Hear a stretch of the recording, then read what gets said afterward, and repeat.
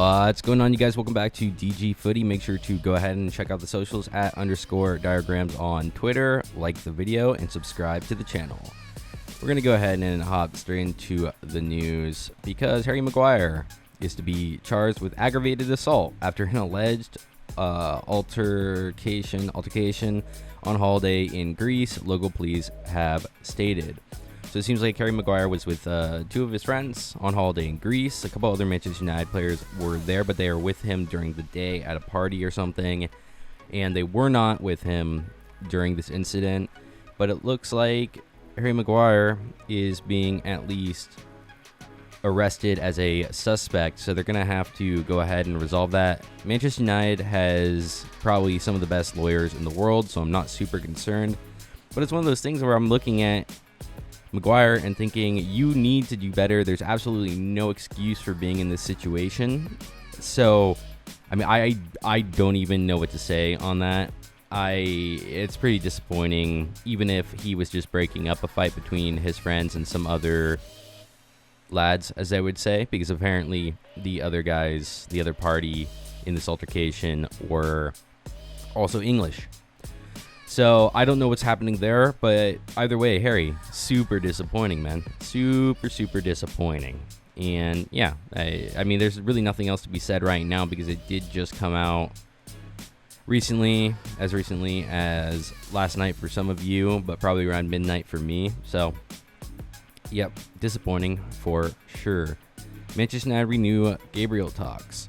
So it does appear that Manchester United are all of a sudden deciding that they're going to go ahead and push for Gabriel. I think it's way too late. And once again, if they really wanted Gabriel, they should have gone in for him earlier. I'm not saying that they didn't. I'm saying if their interest is real, they should have been in there a week ago, at the very least. And I do know that they had talks with Gabriel's representatives and his agent, etc. But, you know, not great timing to be coming in when there's been fees agreed with Lille from both Napoli and Arsenal and terms agreed. The one thing I will say is that if Manchester United all of a sudden come in and Gabriel's head is turned and Manchester United offer the money that Lille won, Manchester United can offer better packages and Champions League football to the player. So, but I wouldn't sleep on that. I'm sure he's going to go to Arsenal or Napoli if they can get Koulibaly out the door. So, that's that. I also did want to cover something from Stretford Paddock. Make sure to go ahead and subscribe to Stretford Paddock and check out their interview, which I will put in the description below. But apparently I watched it. They had a German football expert who works directly with Borussia Dortmund, and he was saying that there's no chance of Sancho leaving Dortmund this summer, which is kind of what I was saying the other day, is that a willingness to sell is not the same thing as a want to sell, and the Dembele and Aubameyang transfers were very different. The situations leading up to those transfers were very different. I don't see Sancho leaving Dortmund this summer.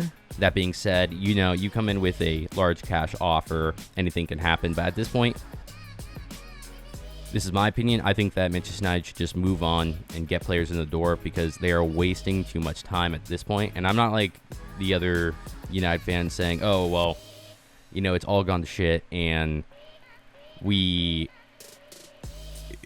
I'm not being too responsive, but at a certain point you do have to just go ahead and move on and make sure that you get what you need before the end of the transfer window. And especially, really, players should be coming in the door right now because you only have another 3-4 weeks to get these players bedded in. Actually, I'm pretty sure 3 weeks at this point before the season actually starts. Yeah, you can keep buying players after, but that's not conducive to having a healthy team environment, at least initially. I mean, you don't want to be betting people in after 3 or 4 games. So yeah, let's go ahead and just see real quick if there is anything else.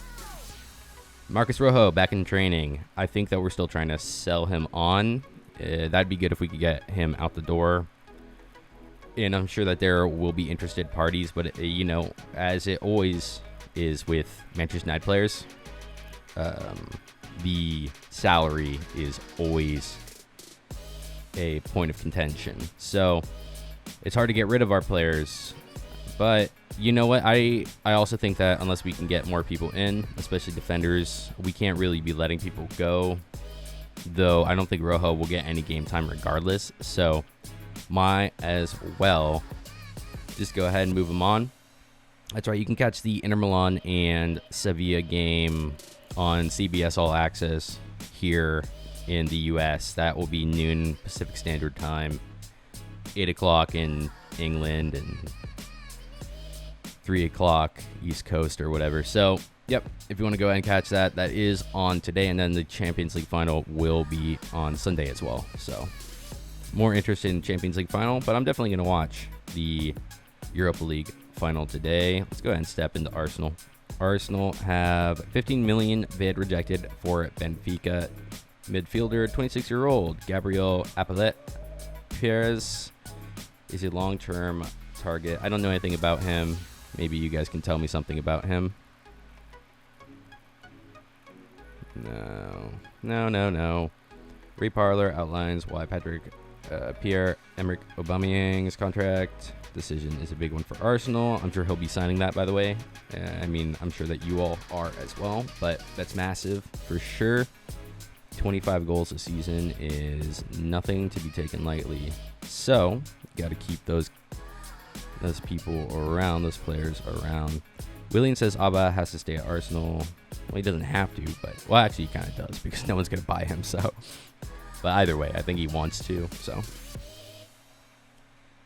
See, Lille owner, Arsenal have signed Nicolas Pepe. We already covered that yesterday. Not that there was anything really to cover. It was just a crazy deal, basically spanning 7 years, where they paid 20 million up front, and the remaining 52 million will be paid over the course of those 7 years. The only reason why that's crazy is because it's a really low cash payment up front, and the time span is usually paid over the course of a contract. So I don't know what Pepe's contract, what he was signed on. My guess is 5 years, because that's pretty typical, 4 or 5 years. And they got the permission from Lille to pay out the contract over the course of 7 years. So that's the only reason why that's really crazy.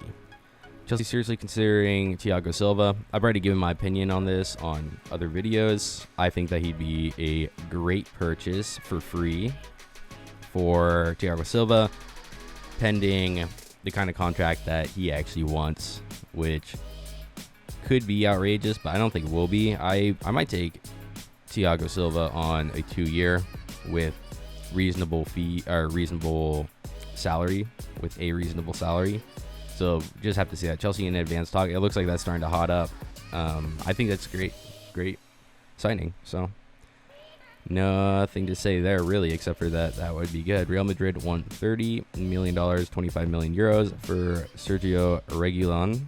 Chelsea and PSG lead the race. Everything has gone a little bit quiet on Chilwell, but I'm pretty sure they're getting Chilwell, so I don't think that Reguilon one is happening. And my guess would be that it definitely won't happen until Sevilla are done with the Europa League today. So that might start progressing, but I think that they're going for Chilwell. So maybe PSG want him. I don't know. All right, Chelsea have made an offer. Yeah, we got the report. Fiorentina, like Chelsea's David Zappa Costa. I always mess up my names. Sorry. Yeah, Chelsea want to get him out the door. So very, very likely that he's going to go somewhere anyways, because he's not going to be playing for Chelsea next year, especially as they bring in fullbacks. Henderson and Matip join Liverpool camp. Chamberlain, miss rest. Dude, that's the issue with Oxlade Chamberlain, is that he's so injury prone. If he wasn't so injury prone, first off, he probably never would have left Arsenal. But second off, he would be such a good midfielder. I mean, he has the eye for a shot. He has an incredible engine. He gets around. He's invaluable, and he's quick as all hell. very quick. And, he's a great player, but he does get injured way too often. So, all right, just lots of preseason stuff. I think that Liverpool are obviously in a really strong position because they won the league, and they do have a tightly knit group of players that will play for the badge and play for each other and the coach. So I don't really, maybe with the exception of Thiago Alcantara, I think that they don't really need to strengthen, especially if they do get that signing over the line. So just leave that leave that where it is. Messi would transform Man City instantly. So just so everyone knows, Messi has a line in his contract that says he can leave for free before like June every single year. But if he doesn't leave, or that part of his contract has already been passed by, so now his release clause is like 630 million euros, which no one can pay. And buyout clauses, I'm 99% sure, are always 100% of the time paid in cash. So Messi's not leaving unless he forces a move. So, I mean, good luck. You can say, oh yeah, well, he can force a move. He can, but he's Barcelona's god. Like, literally their deity. So I don't personally think he'll do that ever for any reason. I don't think I don't think he destroys his reputation like that. So that's just my opinion, though. So take it for what you will, because what the fuck do I know, you guys? What the fuck do I know? Tottenham Hotspur. Let's see what you guys have going on. I was pretty harsh about Tottenham yesterday. Not really harsh, just a little bit of banter, just because Jose Mourinho, I think that he makes everything, except for his pressers, boring. So I was being kind of harsh, but it was just banter. It's all in good fun or whatever. AC Milan are now close to finalizing a deal to sign the Tottenham Hotspur Football Club defender Serge Aurier. Good. They wanted to get him out the door, even though he played a lot last season, didn't he? So that's good. I mean, they're getting rid of him, and I'm curious, though I do back Levy to get the right price. I am curious what he's actually going for, because Spurs, with the new stadium and all that, could definitely use some extra cash lining their pockets. Not sure what they're getting for him, though, so Tottenham fans will be keeping a close eye on the player next season. Troy Parrott went on loan, right? I don't know. I'm pretty sure he went on loan, but yeah, I would too. I'm going to be keeping an eye on Heath Chong as well. I'll be watching Werder Bremen in Bundesliga and making sure that he's progressing. Right now, he looks good. I sent out a tweet on this, but the difference between German clubs and not just English clubs, I think it's all the clubs. When a German club comes in for a young player, they go ahead and release a public statement basically within the first, just quick. They do it within the first week or two, saying, this is the player, these are their strengths, these are their weaknesses, this is how we plan to develop them, and this is the position we plan to develop them in. And already, Heath Chong, obviously it's too quick for them to have, made so much of a difference for his development, but, his first preseason match, he's playing off the right instead of the left. He's got a nice little touch. He's left-footed, so it's just a little bit of a different dynamic. And I'm very happy, and I think that are very happy for him and for his development. And I think that English clubs in general, especially, should be trying to send out their youngsters to the Bundesliga, because the way that they structure the youth through to their first team, it's very typical for them to have a 360 approach for the way that they actually organize their team. So very, very similar to what Barcelona used to do, is that you could play for Barcelona B, C, A. You could play for the first team, because all the way from, the youngest age, like U10s, U9s, they structure it so that you play the same way all the way until you're a full pro. So yeah, I love the fact that Chong is now kind of working in one of those systems. I'm not sure if Werder Bremen does that, but I think that it's actually pretty typical for German clubs too, so I would put my money on it if I had to. Sky Sports, Tottenham have denied the rumor that they are keen on Maitland-Niles. The club are not preparing a 20 million bid. Yeah, that would have been an interesting one. I think it was just to sell papers, obviously, because of Arsenal-Tottenham and that rivalry. Yeah, I don't think the Arsenal... It's one thing for Arsenal to sell players to Manchester United, but there's way too much bad blood between Tottenham and Arsenal. So I don't think that would ever happen.